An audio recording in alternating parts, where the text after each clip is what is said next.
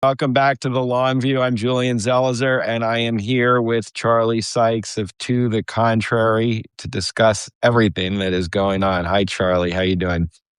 Where can we start? Seriously, after a week like this. I know. I realize every time we have one of these conversations, I'm thinking we're going to talk about these Mhm. issues, but by the time we sign on, something else has happened. Today, front of the news, Don Lemon, a journalist, Substack, or former CNN host, was arrested. And thoughts on this and implications, not only for him, but for the First Amendment in the press right now. Well, I mean, obviously they're grave. So Pam Bondi is saying that he was arrested at her personal direction. I think what's going to be interesting is when we find out what the career prosecutors, the actual professionals in Minnesota and in Los Angeles thought about this. My sense is that they believe there was no case, there was no evidence. You had a federal magistrate judge who said no, there's no crime here. That is completely inappropriate. So look, whatever you think about Don Lemon, whether you think he's mainstream journalist or whether you like his politics or not, I think that people need to look this squarely in the eye.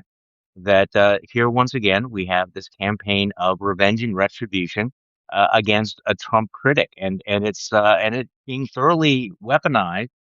And by the way, put this in the context of the mad tweets that are going, well, posts that Donald Trump has put out over the last couple of days. I know it's hard for a lot of people to keep up with this.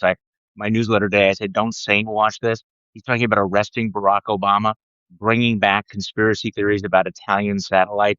I mean, this is the guy who is going to, basically putting, pouring kerosene on every single division and conspiracy theory in American politics right now. It is really an extraordinary moment, especially because there was all that spin about new tone, de-escalating Minnesota.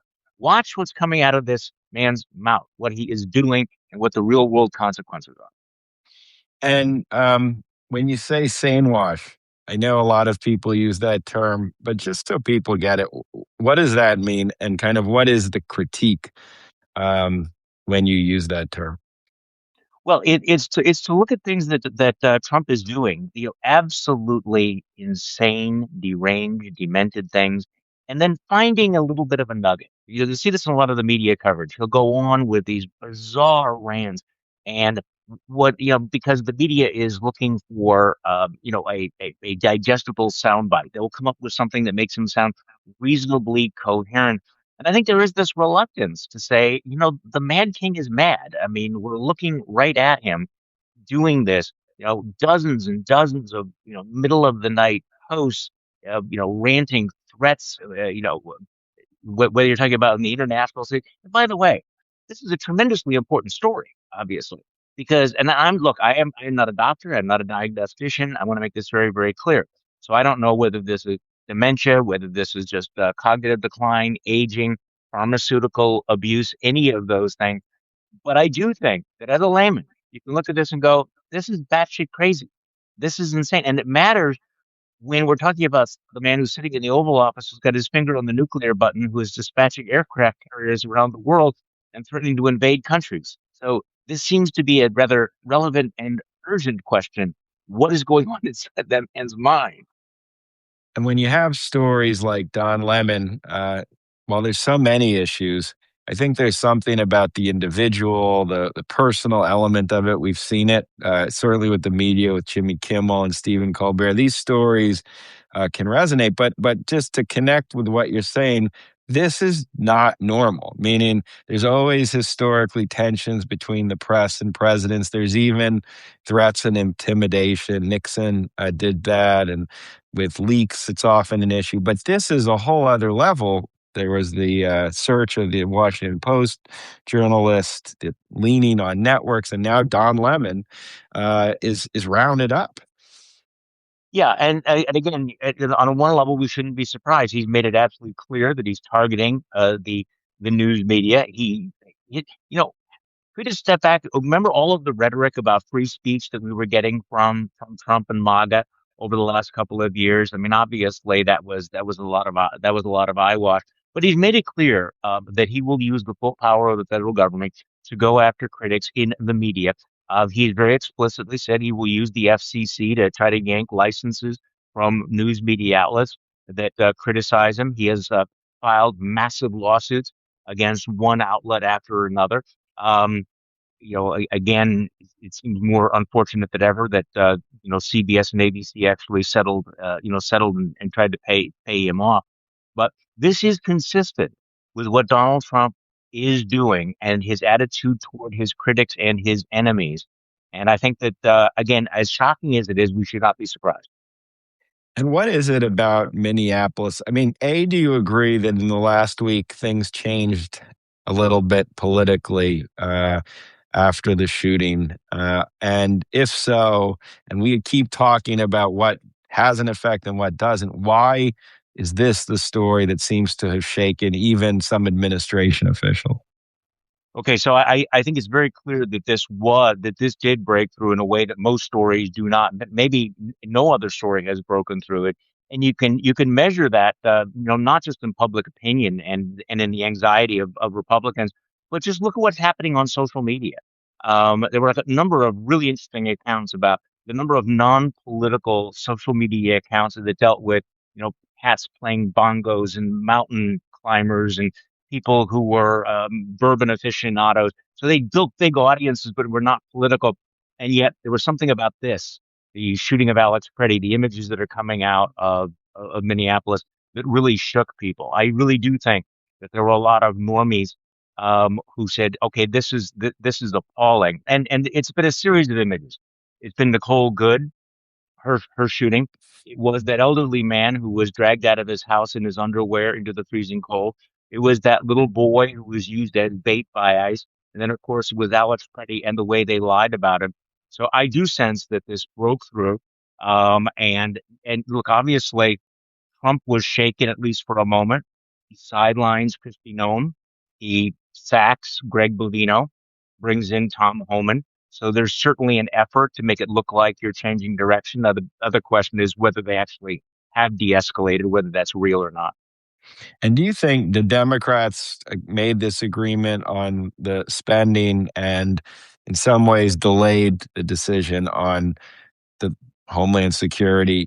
Is there a middle ground, do you think, for Republicans?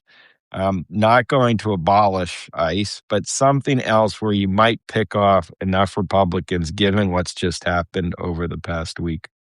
Well, there certainly ought to be. I mean, there's some just some baselines, that maybe take the masks off, maybe require warrants to enter houses, maybe require more of the body cams, the use of tear gas against protesters. All of these things almost seem like baseline obvious things, but at some point, Democrats have to understand, as you Republicans, this is not business as usual. So, I mean, I understand we can't have a government shutdown, and I haven't gone into the weeds really all that much, but what they've essentially done right is to kind of kick the can down the road, maybe like 2 weeks, continue funding ICE right now for 2 weeks at its existing level while they negotiate some of these restrictions. Um, I have to admit I have very mixed feelings about that. It does feel a little bit like business as usual at a moment when I think the average American recognizes this is not at all business as usual. You worry the focus, and I think about this, will be on bad apples rather than bad policy, meaning, focusing either on the agents or even Nome, but not looking at the broader policy of internal deportation with armed troops essentially in cities. Do you think kind of the nation is capable of thinking big and responding or not? Well, that's an interesting question. The images that are coming out, I mean, back into this, the images that are coming out of Minneapolis, I think, have shocked the conscience of the nation that there is an innate sense of decency. And one of the things we've learned is the power of average citizens armed with cell phones taking those pictures, something I think you and I talked about months ago. Um, those pictures have accomplished something that a lot of the ranting and the raving, the podcast, acts of Congress have not done, which is to shock the country. But there is always that impulse on the part of the politicians and of the government to create a scapegoat. Say, okay, let's pretend we've solved the problem by getting rid of this person. And the reality is that you do not solve this problem by getting rid of Kristi Noem, or Greg Bovino, as much as I, like to see all that, because they are not the architects of the policy. They are not the policy. Until you get to the heart of all of that, I don't think you change anything. And that's why I was somewhat skeptical about the idea of swapping out Kristi Noem and Bovino for Tom Homan. I mean, Tom Homan, I think I wrote earlier this week, quoting Daniel Patrick Moynihan, it's like defining BB&C down. Like, this guy is the one who's going to calm the waters, the guy who was taking the $50,000 in cash and putting it in the camel bag, and he's the guy who's innocent. He's the adult in the room. A little skepticism warranted. You worried the Insurrection Act. The president has spoken about it. There are advisors. I think Steve Bannon recently told him to invoke it. And most presidents, despite what President Trump has said, have not actually used it. And those who've used it have been incredibly reluctant to do so. How kind of worried are you about that, which would basically give him, an open field to do whatever he wants? Extremely worried, and I have predicted over and over again that he's going to do it. He's softening the ground for it. When he uses rhetoric like domestic terrorist to describe, peaceful unarmed protesters, you have the sense that he is constantly escalating it. Look, Stephen Miller uses the language of insurrection on a regular basis. He is still there. He still has Trump's here. Trump fears one thing more than I think anything, other than losing money. He fears looking weak, and that's why this moment is very, very dangerous. Because if he's perceived by his base as surrendering, backing off, giving the liberals a victory, then he's going to lash out. So I do think that this is a real prospect. People need to understand this, and also, there have been a couple of reports over the last couple of days that I hope people will see in the Washington Post and the New York Times documenting the militarization of ICE. I mean, have you seen these stories? Yeah. All of the equipment, you people have seen the images of these guys kitted out like they're going into Fallujah. And there have been breakdowns of all of the weapons of war, their use of drones, their use of things that had only been used in places like Iraq and Afghanistan are now being used to target Americans. This is a very ominous moment. So if you take that, the militarized brute squad, and you invoke the Insurrection Act, we are in a whole new world of government assault on individual rights. We started off talking about the assault on the First Amendment. We're obviously seeing assaults on the Second Amendment, bizarrely enough, and run through the Bill of Rights. These people don't seem to care that much about it, do they? Reagan said, as you know, government is not the solution, it's the problem, and in his inaugural address. And now we have a Republican Party with boots on the ground in cities, an incredible federal force. Can the Republicans ever remake themselves after this and after the last few years? Or is this the party now that is pretty entrenched? I think it's pretty entrenched right now. Although, once again, we've had this for the last 10 years. What you're hearing in private versus what you're hearing in public. The number of principles they have been willing to torch has been extraordinary, and it almost feels like an old story. The whole idea of big government, free markets, American exceptionalism, character matters. But over the last week, watching how the Trump administration also threw the Second Amendment under the bus. I mean, after years and years and years of being as pro-gun as possible, what do? They basically say, yeah, if you are legally carrying a concealed weapon and you don't touch it, and you bring that to a peaceful protest, we have the right to execute you. And even the NRA, even the MAGA loyalists are going, wait, wait, wait. Are you really going to essentially shit can the Second Amendment along with all of the other things that you're talking about? So I do think, the cognitive dissonance is catching up with a lot of Republicans. But to your question, the future of the Republican Party, I had to give a speech to a group called the Our Republican Legacy in a couple of weeks, and they're asking that question. And I think you start by saying, I cannot imagine any future in which a Mitt Romney, a Paul Ryan, a Liz Cheney, an Adam Kinzinger, or even a Mike Pence could ever speak at a Republican National Convention again. So you start with that and ask yourself, what is the future of the party?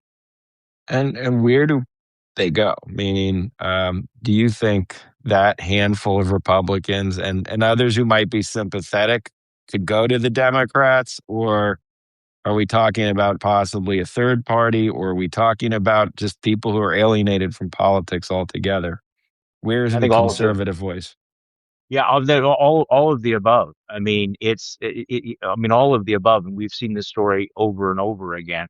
Um, and I do think that though there's a space for principled conservative Republicans to step back and say, okay, let's go back to the things that we actually believe in: limited government, individual rights, why we believed in free markets as opposed to the all-powerful state, why we were suspicious of the concentration of power in Washington, D.C.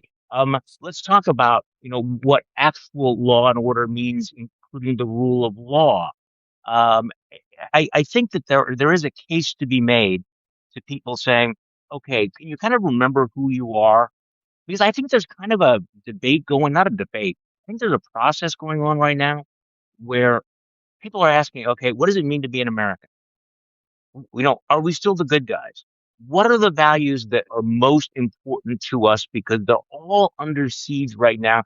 We may have taken them for granted. We may have grown complacent about them, but there is that relearning why we have a constitution that limits the power of the government, that creates checks and balances, why the majority does not always get its way on certain things, why due process matters so much, and why it is so important not to abandon principles just by partisan whim. And there's an opportunity, obviously, for Democrats to take some of these issues up, obviously, without abandoning a commitment to government, social safety net, and protection of rights. But this kind of, historic individualism and respect of liberty is at play, I think. I mean, it's clearly very visceral for many people, and Democrats have an opportunity to make that part of their message as well.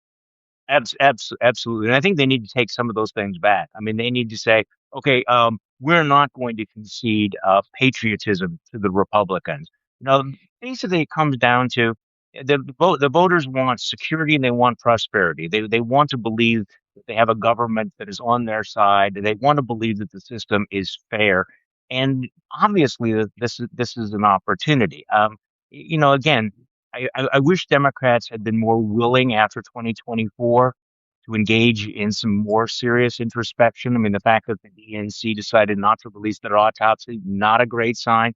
But yeah, this is a tremendous opportunity for them to get back, to seize that banner of genuine American values. If the Republicans are going to go along with Trump, then the Republicans have made it clear they're going to surrender a lot, almost all those things they claimed that they were defending and standing for. And what was your sense? All of this is obviously taking place on the world stage. And as you mentioned a few minutes ago, people are watching, allies are watching. Davos happened, and you had a pretty kind of unusual, contentious set of speeches that the US was the focus of. Where are we right now from what you saw there in terms of how allies are starting to recalibrate toward the United States? Well, this is really interesting because, in fact, there's not a bright red line now between foreign policy and domestic Hmm. policy because the rest of the world is watching this. So, what is the rest of the world thinking? They watched Donald Trump, go through that "I want to swallow Greenland" phase. Remember when so long ago now, when we saw that text or that message to the Prime Minister of Norway, basically saying, since you didn't give me the Nobel Prize, I'm not going to care about peace as much. There was real panic, may be too strong a word, but there was a real sense among our European allies. This man might actually go in and invade Greenland. At the same time, then, what is the world watching? They're watching what's happening in Minneapolis. And trust me, if you don't think that, that they are not glued to this in Italy and Germany and France and Norway, all around the world, watching what's going on, asking, what is happening to the United States of America? on the world stage and domestically. So I think that right now, probably the American idea has reached a crisis point in the eyes of people who once thought we were a stable and reliable ally, but no longer do. And before I turn to my last set of questions, always I thank all our subscribers for tuning in, for watching this later, for subscribing. Thank you to paid subscribers. It feels more urgent than ever right now to really support independent journalism. So I hope you consider becoming a paid subscriber to our Substack so we can continue to have this kind of coverage. So thank you. Do you think there's a kind of um, nihilistic anguish many people have. But are there pressure points that you have seen, either internet from international sources, from the market, that do affect President Trump, even with where we started in terms of your assessment of his mindset? Are there things where he kind of pushes back? Yes, and I think that this would be the hopeful thing to cling to. That is, you can stop him. You can get him to back off. Let's start with Greenland. What happened there? You had the allies who were quite adamant that they were supporting the territorial integrity of Greenland, and they did something that actually surprised me. I said on one podcast, maybe it's on yours, that what Europe needed to do was to actually deter Donald Trump by putting troops on the ground in Greenland. Not because they're going to defeat the U.S. military, because they will not, but as a tripwire. That's number one. Number two, when people began to realize he might actually do this, the stock market crashed. Right? I think the Dow Jones lost about 870 points. Donald Trump understood that language, so he was deterred, and then he saw the effect on the market. So those are two things. And then Minneapolis story. These images have gone viral, and I think that he understood that he was losing the narrative, that he was being exposed. He's very, very sensitive to the visual images, and realized that what were Americans seeing? Americans were seeing an unarmed man executed on the streets of Minneapolis, and they could see with their own eyes that his administration was lying about them. Now, I think that he and Stephen Miller have an almost infinite confidence in their ability to gaslight Americans. They believe that they can get America. They think they are Jedi masters. You are not seeing what you think you are seeing. Ignore the evidence of your eyes. But he realized, I think, at some point, or the people around him realized, this was not working this time. So those two things, the little platoons of Minnesotans armed with cell phones, were able to get the president to back off at least temporarily. You know, take the little win, but don't confuse that for actually having won the war or solved the problem. Do you think Stephen Miller, maybe we can turn to him at the end, is someone who's primarily concerned with power and holding power, or is he someone who has an agenda that he wants to impose on the party, on the nation? And what do you think that is? I think both those things are true, which makes him profoundly dangerous. Look, there's some debate about whether we should use the F word to describe this or that. I don't have any ambivalence about saying that Stephen Miller is the purest distillation of fascism that we have seen in our lifetime in this country. But he still has Donald Trump's ear. He's still the architect of a lot of these things, and as long as he is there, I think we'll see a continuation and an escalation of these tactics. But he is a profoundly dangerous, committed ideologue. I mean, the thing about a lot of the people in Trump world are a bunch of grifters, or they're waiting, or they're time servers, or they're seeing, whether they could get a certain payoff. Stephen Miller is the true believer. He's the true believer, and I think that that's what makes him and people like Russell Vogt so really, menacing and dangerous. Well, this was an incredibly tumultuous week. Unsettling, I think. Unsettling is a better word. But Charlie, thank you for joining the long view, and thanks for talking as always as we work through everything that's happening. Always my pleasure. Thank you so much, Julie. Talk again soon. Bye bye.